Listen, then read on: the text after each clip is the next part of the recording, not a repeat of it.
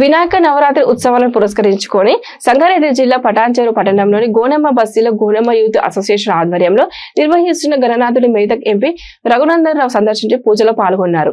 గణనాథుని ఆశీస్సులతో ప్రజలందరూ సుఖ సంతోషాలతో ఆయురారోగ్యాలతో ఉండాలని కోరునట్లు తెలిపారు. ప్రశాంత వాతావరణంలో నిమజ్జన కార్యక్రమం నిర్వహించుకోవాలని విజ్ఞప్తి చేశారు. ఈ కార్యక్రమంలో గోనెమ్మ బస్తీవాసులు, యూత్ అసోసియేషన్ సభ్యులు, కుల సంఘ సభ్యులు తదితరులు పాల్గొన్నారు.